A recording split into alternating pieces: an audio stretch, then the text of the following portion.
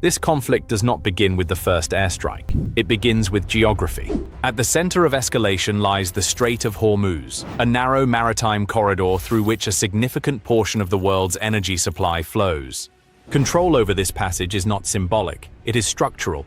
Any disruption here immediately translates into global economic pressure.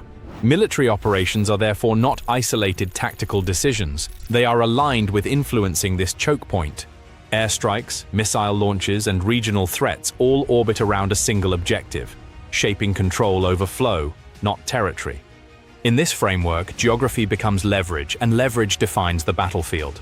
The recent strikes were not isolated acts of destruction, they were targeted interventions within a broader pressure architecture. Facilities linked to nuclear processing and industrial output were selected because they sit at the intersection of capability and continuity. Disrupting them does not immediately collapse the system, but it degrades its ability to sustain operations over time. This reflects a shift from decisive blows to cumulative pressure. Each strike contributes to a wider effort, reducing resilience, complicating recovery, and forcing resource reallocation. In this model, military action is not measured by immediate damage, but by how effectively it strains the opponent's system across multiple layers simultaneously. This conflict is structured through simultaneous escalation layers rather than a single front. Direct state strikes operate alongside distributed actions, missile launches, drone activity, and proxy engagement across multiple regions. Actors like the Houthi movement extend the battle space without requiring centralized coordination at every step. Each layer serves a distinct function. Direct attacks signal capability, proxies expand reach, and regional strikes introduce uncertainty. Together, they create an escalation environment that intensifies pressure while avoiding immediate full-scale war. The result is a conflict that spreads horizontally, across geography and actors, rather than vertically into total confrontation. Proxy forces are not auxiliary. They function as distributed nodes of pressure across the region. Groups like the Houthi movement enable actions to occur far from the primary theater, extending reach without requiring direct force deployment. This creates a networked battle space where multiple fronts can activate simultaneously. The advantage is operational flexibility. States can escalate indirectly, apply pressure on different targets, and complicate attribution. For defenders, this fragments response planning. Resources must be divided across geography and threat types. In effect, proxy networks transform localized conflict into a region-wide system where pressure is continuous, decentralized, and difficult to contain. In this conflict, energy is not a background variable, it is an active instrument of pressure. Disruptions tied to the Strait of Hormuz translate directly into supply instability, price volatility, and downstream economic stress.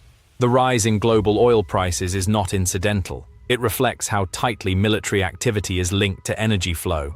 By constraining movement through critical routes or threatening infrastructure, actors can impose costs far beyond the battlefield. This expands the impact from regional confrontation to global economic friction. In practical terms, the ability to influence energy distribution becomes a parallel form of power, one that shapes decisions not only in military command centers but in financial systems worldwide. Despite visible troop movements and force buildup, the absence of a full-scale ground invasion is not hesitation.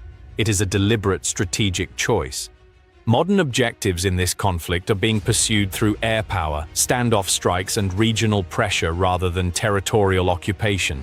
This approach reduces exposure while maintaining operational reach. Statements from figures like Marco Rubio reinforce this posture, emphasizing that strategic goals can be achieved without deploying large ground formations. The focus shifts to flexibility, keeping escalation options open while avoiding the costs and risks associated with prolonged land warfare. In this model, control is exerted through influence and disruption, not physical presence.